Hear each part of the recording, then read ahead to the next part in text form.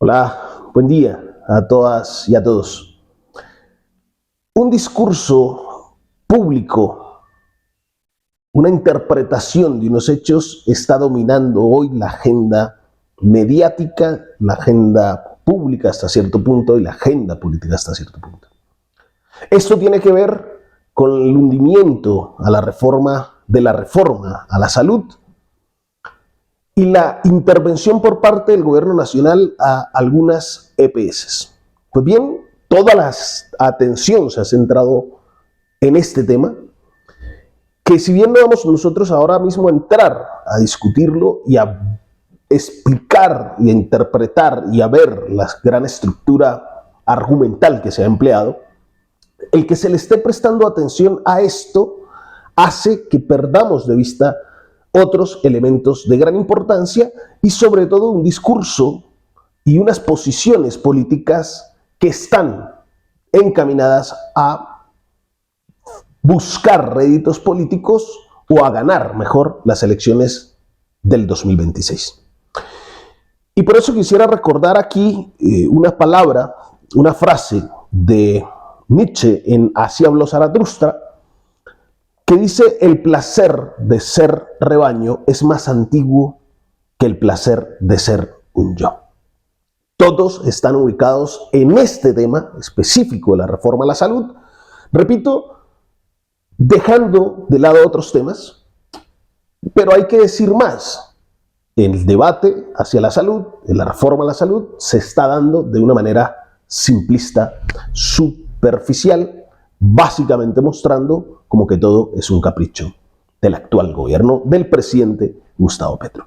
Pues bien, se deja de lado una cosa que es bastante interesante, y esto nos lleva a plantear nuevamente el papel de los medios de comunicación, a veces por activa en sembrar ciertos temas en la agenda mediática y por lo tanto en la agenda pública y en la agenda política, pero en otros casos cómo se prestan para hacer un trabajo a mediano y a largo plazo.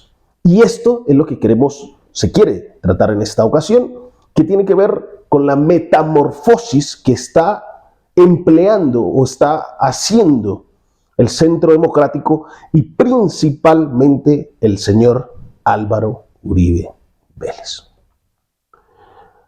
Para esto es necesario recordar que de Gustavo Petro siempre los medios de comunicación han hablado, se han referido al presidente de la República desde siempre como un populista. Sin embargo, esto no ha sido así con otros señores de otras afiliaciones y otras posturas políticas ideológicas, principalmente con la derecha. Parece, según la gran prensa, los medios de comunicación tradicionales, que el populismo fuera algo que afecta exclusivamente a la izquierda, casi como si fuera una enfermedad de la izquierda, y que la derecha no padece esto. Pues bien, el señor Álvaro Uribe Vélez y el Centro Democrático claramente es populista, y está viviendo una metamorfosis que los medios de comunicación han dejado pasar, quizás para ayudarle a posicionarse hacia las otras elecciones. Principalmente con esto de la vaca para la realización de las 4G. Vamos a ver. El populismo, de manera muy simple de entender, es algo que persigue supuestamente y encarna una voluntad popular. Básicamente consiste en que se elabora una realidad social en donde se exponen las soluciones más simples, teñidas de nacionalismo, además de la definición de un enemigo. Bien, esta forma de interpretar el populismo es básicamente lo que estamos viendo en el Centro Democrático y, repito, en esa metamorfosis del señor Álvaro Uribe Vélez. Elabora una realidad social en donde expone soluciones simples, y esto es: hagamos una vaca, voy a rifar un potrillo, ¿no? Y con esto solucionamos el problema de infraestructura en el país y las 4G, y borra de un planazo todos los malos manejos de los gobiernos de la derecha frente a la infraestructura, frente al desarrollo del país. Además, que lo pinta como algo nacional Y entonces va generando dos bloques, unos que están allá en el gobierno que no saben cómo gobernar y otros señores de bien que aportan desde lo que pueden para sacar el país adelante. De esta manera ha ido creando también un enemigo. El enemigo es el gobierno nacional.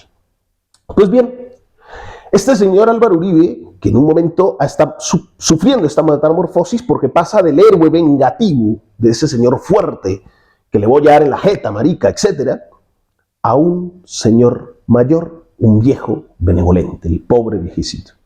Esto empezó a hacerlo con la llegada de Salvatore Mancuso y la posibilidad de que se ventilaran, como lo veremos en algún momento, ciertos elementos que le complicarían la vida a él y a sus compinches. Bien, pues bien, él está en una parte parado en el héroe que salva, por lo tanto, a los demás y que protege a los débiles. Pero ya no de esa posición tan fervorosa, tan fuerte, ¿no? Está asumiendo un nuevo rol, ese nuevo estereotipo, dentro de los estereotipos, los arquetipos de Carl Jung, ese arquetipo del cuidador. Un viejo lleno de empatía y de compasión, de generosidad y de sacrificio. Así se nos está presentando.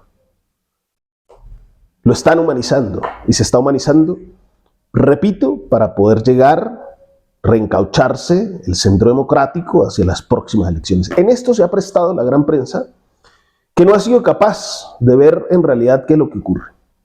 Y tenemos un discurso eminentemente populista por parte de la derecha, que está sufriendo esta metamorfosis, repito, para intentar hacerse tener un resultado electoral favorable en el 2026.